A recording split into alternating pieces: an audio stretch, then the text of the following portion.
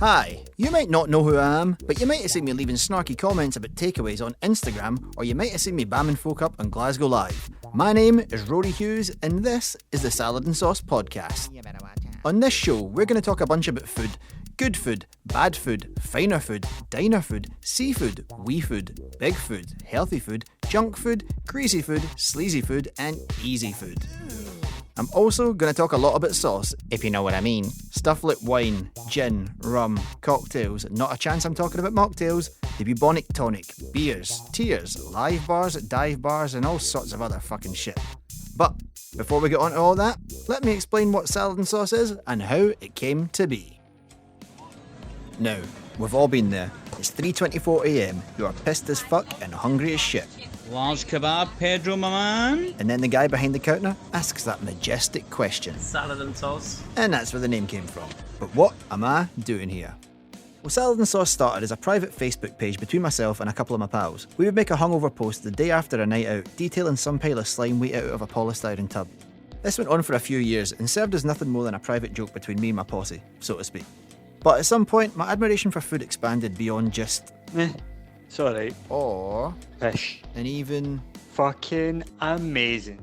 So I started an Instagram account and I took photos of stuff, mainly kebabs, and peppered the posts with a wee bit of pish patter, but it was pretty much just an Instagram version of the same page.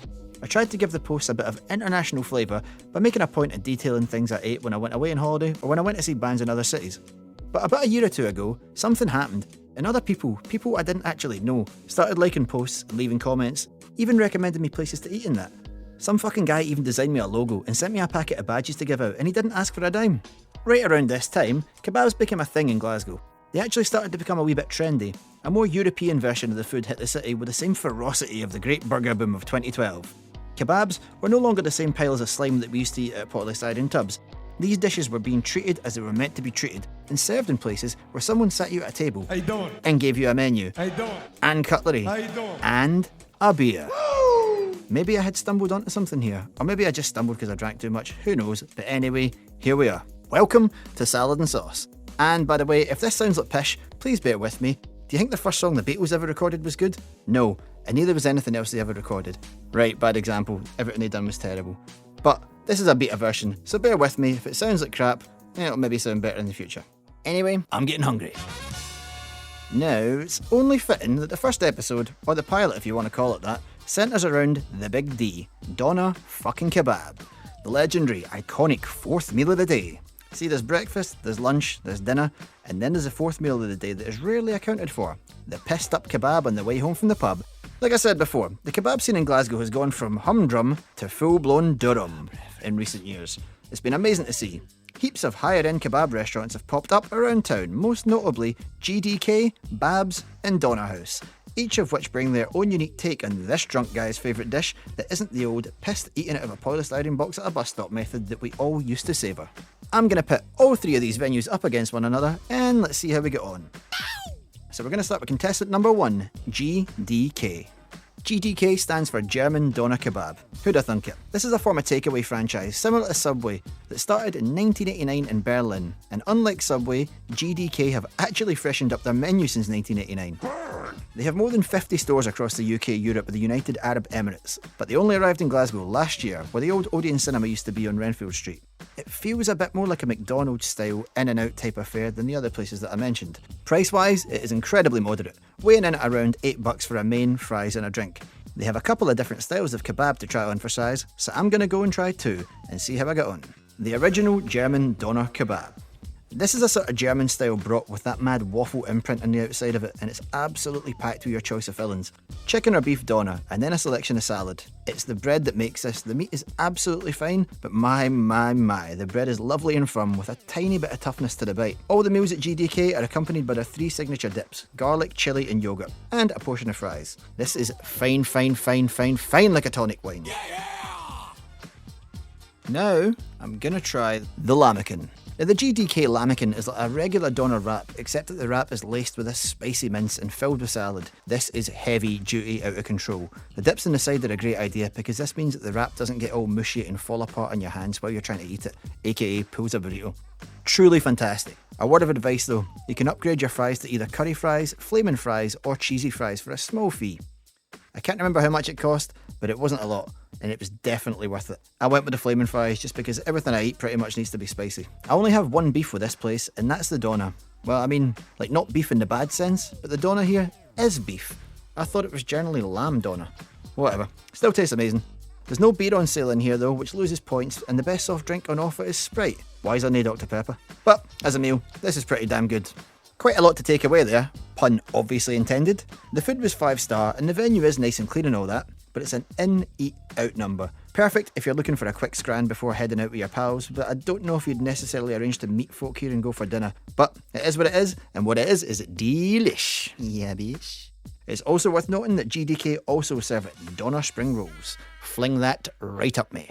Now, before I move on to our next subject, I'm going to hand you over to our straight edge correspondent, the notorious LEV, aka Big Levy Boy, who's got a few words to say about the new caffeine-free variant of Pepsi Max that has just hit store shelves. Alright, my name's Lev and I'm going to review the caffeine-free Pepsi Max. Before I do this, there's two things that you need to know about me. First of all, I'm straight edge, which means that I don't drink alcohol and I don't take drugs. Junkie. I'll come back to why that's important later. Second of all, I drink about 8 or 9 cans of Pepsi Max a day on average, and I have done since I was about 14 years old. At my wedding, the celebrant wanted everyone in the wedding party to drink wine or scotch or some alcoholic drink from a plate and share it round. But because I don't drink alcohol, everybody had to drink Pepsi Max instead. So it's been part of my wedding ceremony. It's been part of my life for a long time. So when I tell you that I know what I'm talking about when it comes to Pepsi Max, you don't argue. Now, why is it important that I'm straight edge? Because every time you tell somebody that you're straight edge, there's about 15 people who queue up with a fag hanging from their mouth and a can of cider on their horn who say, are you really drug-free if you drink all that caffeine? Right? And at that point, I just go, you know what, okay, it's just a label. I don't particularly care for labels anyway. If you don't want to call me straight edge, if you, the god of straight edge, are going to define me as something other than straight edge, it's fine. You can do whatever you want. Who cares? However, there is now a more convenient comeback to these arseholes, which is, no, I don't drink caffeine because I drink caffeine-free Pepsi Max and water, and that's all I drink. And by the way, people say that drinking too much caffeine is bad for you, but like I say, I drink about 8 or 9 cans of Pepsi Max a day on average, and the only potential side effects I've seen for that could be maybe that it gives you a massive dick and it keeps you looking 21 for your entire life. I know this is an audio format, so you can neither see my massive dick nor how youthful I look,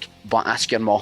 So I've got a can of caffeine-free Pepsi Max here, and I'm just about to bust it open. I'll just hold the can up to the microphone here so you can get the satisfying sound of the very first caffeine-free Pepsi Max being cracked open.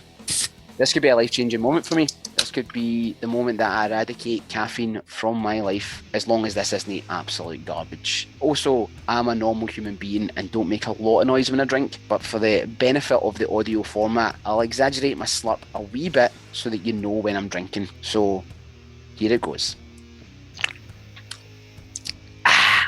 To be honest, on first impression, that's going down much the same as a regular can of Pepsi Max. Taste-wise, absolutely no issue. Consistency-wise, just feels like Pepsi Max. That tastes like a nice, cool, refreshing can of Pepsi Max. I don't know what else is in it. There could be smack in it for all I know. But there's certainly no caffeine and there's no lack of flavour. So it's a positive review for me. I would say that's a solid 10 out of 10. I mean, I love the regular Pepsi Max a 10 out of 10. And honestly, maybe I'll keep drinking this. And on subsequent sips, I'll realise, wait a minute, there's something that I don't quite like about this. But on first impressions, that's a smash hit. So thanks for joining me here in this historic moment as I drink my first can of caffeine-free Pepsi Max. And maybe I've had my last can of caffeine-full Pepsi Max. Thanks very much. Take care. Thanks for that, Levy Boy. I'll try and steer clear. Pepsi without caffeine is like a rolling square with no brown sass. Totally fucking pointless. Anyway, let's move on to kebab contestant number 2. Babs on West Nile Street.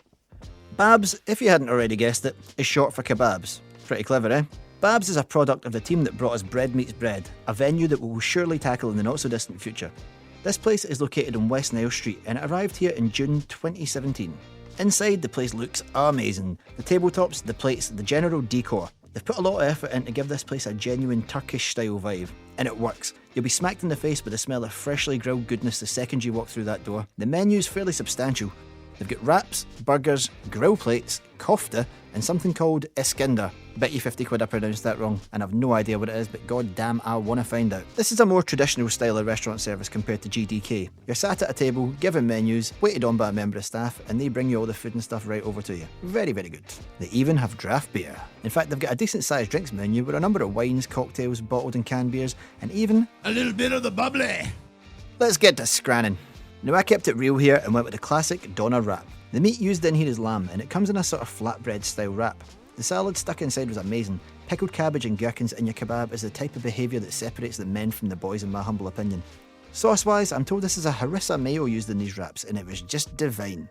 The doner meat is really chunky, which might sound like a weird thing to say, but it's tremendous and gives you a right good bite.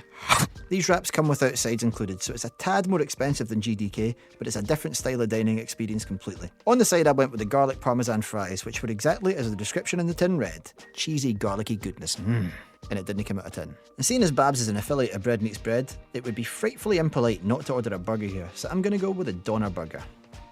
They might as well call this the Richard because it is pure gear. Normally when you get shit all over your face when you're eating, it's a wee bit annoying, but when it's a Bread Meets Bread burger drizzling down your coupon, somehow that is A-OK. Add some donut to the mix and oh boy. This is the kind of meat sandwich the Gwar would be proud of. They do that sneaky trick of not including fries with your burger, so you need to get them on the side, but that's deal withable because this was pure magic. I just wouldn't plan on doing anything physical for a while after eating it because you're going to be stuffed to the gills. Overall, I enjoyed this experience a bit more than GDK. Don't get me wrong, the food at both was outstanding, and it was probably just the fact that someone brought beer right to my table that broke the deal on this very meal. The restaurant looks great, the food was amazing, and there was absolutely nothing wrong with the service. Pure class. It's not that big though, and it seems to be one of those places that is always busy, which isn't a bad thing depending on how you want to look at it. But if you're wanting to come here, I would definitely recommend booking in advance, or you might end up getting turned away. Now before we get on to contestant number 3, I'm going to take a wee time out to talk about a new place I discovered on St George's Road. It's called Toom, a wee Middle Eastern fusion cafe that just opened up recently. Here's their very own Noor to tell you a wee bit more. Hi, this is Noor from Toom Cafe. We're an artisanal cafe located on 123 St George's Road in Charing Cross, displaying very unique and original curation of Arabic pop art, which has been imported from all over the Middle East, including Lebanon, Morocco and Saudi. Other than that, we have introduced this new concept of having a twist to everything we serve. So for example, we've turned rakwe of Lebanese coffee, which is one of these little pots where we cook our coffee, into a latte, which has never been done, and I would probably get a beating off my grandma for doing that. But for, culture's sake, we try to keep the Lebanese coffee culture but also introduce our modern touch to it. We also serve shakshuka wraps because it's on the go, and we serve Sudanese coffee as well, kanafa, and a very wide range of Arabic desserts. So the concept behind Toom is just to introduce people in Glasgow to Arabic food, but also to give it a bit of a twist, because we acknowledge that a lot of people are not familiar with our foods and our tastes, so we try to modernize it and westernize it a bit more, and we're very open to suggestions, to be honest. We've been doing quite well during the lockdown, given the fact that we have opened during the lockdown. We've been open for 2 months now and we're doing quite well. It's nice to see people trying to come and see new art. Some of our customers come only for the art and take some pictures, and some of them come only for the coffee or the desserts. So we're happy to see so many customers coming in and so many people getting out for a bit, for a wee hour or two, and just popping by the cafe just for some sweets or some coffees. We look forward to everyone who's coming to the cafe, and hopefully you'll enjoy your experience as much as we do. There you have it. Check out Toom next time you're prowling about the Charing Cross area. Their coffee is the best coffee I've had in Glasgow, and that is a straight up fact. And you need to try the knefe. It's like a sweet cheese pastry, and they serve it to you in this wee sesame seeded bun. Heavy duty. So the third contestant in our three-way Doner duel is Doner House, which is also on West Nile Street, aka the Street of Dreams. This is a Berlin-themed style restaurant, and that's visible from the sweet street art on the huge wall you see as soon as you walk in. The menu features more traditional German dishes like currywurst and schnitzel, but it also has a full section devoted to kebabs. The beer selection is astonishing. I'm a huge fan of the German stuff, and they have some of the big boys in draft. Bitburger, Hofbrau, Benedictiner, so good. I probably said that wrong, but their cocktail list is also pretty expansive if that's your cup of tea. But not for me, let's get down to business. The mixed chili doner. This comes with a mixture of chicken and Berlin doner. I didn't clock this until long after I'd eaten here, but the Berlin doner is apparently a mixture of veal and turkey, which I find interesting and not really that negative. These meats are served in a fladenbrot, which, if you couldn't figure it out, is a flatbread. And it comes with a mixture of rocket salad, pickled red onions and cabbage on top. The salad also has a couple of those long chilies in amongst it, which is one of those wee touches that would have me twirling my moustache if I could grow one. The bread is top grade, quite thin with a wee bit of crispiness, but I opted for no rocket in mine because I don't want my palate being polluted by that peppery tasting pish, nah I mean. The hot sauce used in here is just fine. It's not going to roast you, but there's enough flavour to register that wee in your head. This was a full plate of fabulousness, complemented by a stein of the finest beer known to man. Just tremendous. Now, I'm going to try the House Doner. So this is a signature dish, as the name probably led you to believe. Doner meat, lettuce, onions, tomato and cucumber, with a garlic and chilli sauce served in a sesame seed fladenbrot. That means flatbread. This is topped with herbs and a wee squeeze of lemon juice. I personally declined the cucumber and tomato because I am not a sociopathic menace. This was absolutely bang on, and I believe the bread was the money man in this financially flavourful transaction. The addition of feta cheese added a touch of class to this dish, as the only crisscrossing of doner and cheese I've ever had before is when you get doner chips and cheese at a takeaway, and then you wait till you get home and tan it so that the cheese has gone all that melty and mushy and shite way. Gross, but amazing. This was a different kettle of fish from that entirely. Served with a nice wee German beer out of glass and a knife and fork to boot. World class. So that's about enough of that. How much can a man actually talk about kebabs? Hunters more. Hunters and hunters more. And today I'm not going to pick a winner out of these three because they've all done their job. Not one was better than the other, and they were all heavy amazing. Strategic eating out is what I'm all about, and I know the who's and the whens that would be required when deciding which one of these places I was going to go. However, I've stuck a wee poll on the Salad and Sauce Twitter, @SaladandSauce, and I would be super keen to hear which of these three is your favourite. Right, so during these unlawful lockdowns, I am more than sure that you've noticed that the pubs have been closed. Well, that's what I do for a job. I work in pubs. It's a situation that takes care of itself. You get paid money and you're never more than 6 feet away from a potential pint. But aye, they've been shut for about a year. And during that time, I've taken a job working in Tesco. Aye, it is what it is, and it's all Sturgeon's fault, but whatever. The one thing about this whole experiment that's perplexed me the most is the overwhelming number of customers coming in and buying £3 Tesco meal deals at 11 PM and other weird times of the night. If you don't know what a meal deal is, it's a wee £3 package that gets you a sandwich, a bag of crisps, or a sweetie if you're that way inclined, and a drink. It's not a bad wee deal if you're on your lunch break or in a hurry or perhaps about to jump on a train or some pish like that, but you can definitely do better than that at 11 PM. So, I'm going to finish this show with some investigative journalism live from Tesco Parkhead, where I go and ask these people exactly what they're up to. How are you? Right, it's 11:08 on a Monday. Why are you buying a Tesco meal deal? You can do better than this, man. Aye, I know it's 11:08 on a Monday night. I'm a taxi driver, mate. This is my lunch. Fuck off, eh? Jesus, he was a bit touchy. I'm suspicious he's got something to hide. Anyway, right, next subject. That lassie looks relatively normal. Let's see what she's up to. Right you, it's 11:09 on a Monday night. What are you doing buying a Tesco meal deal? I'm scared, you fucking weirdo. Get that away from me. Jesus Christ. What is with these people, man? I thought she was going to strike me. Right, okay, next subject. Let's see what she's all about. Hey, how you doing? It's a Monday night. It's late. Tesco meal deal? Explain yourself. I've just finished work and I don't want to cook. Good, a slightly more reasonable answer, and I didn't feel threatened. Right, last guy. I'm gonna ask this dude. Alright son, how you getting on? Monday night, it's late, Tesco meal deal, talk to me. Aye, so the only reason I go to Tesco at this time, too late at night realistically, is because I've just been working and I really like tuna pasta. You prick. Right then, fuck this. I am out of here. That guy was a heavy weirdo, and I'm pretty sure he was carrying a foreign object of some sort. Well, that was, insightful. I have no idea why you would buy one of these £3 meal deals when you could just grab an oven pizza or something else that requires absolutely zero effort. But people have their twisted ways, and who am I to interfere? That's it from me for now. I'll be back in the not so distant future with more meal-based maliciousness and verbal viciousness. And just in case you're wondering, yes, I did eat all 6 of these meals consecutively in one afternoon/evening. My life actually bears a lot of similarities to the game Pac-Man. I'm just trying to go about my business and eat as much as I can, and I keep getting harassed and hunted down by people. I don't know why. Leave me alone. Remember, keep your eyes closely peeled on @SaladandSauce on Instagram, and get liking, sharing, tell your pals, and all that other shit. I'm out, and remember, don't drink and drive, You might spill something. Whoop, whoop!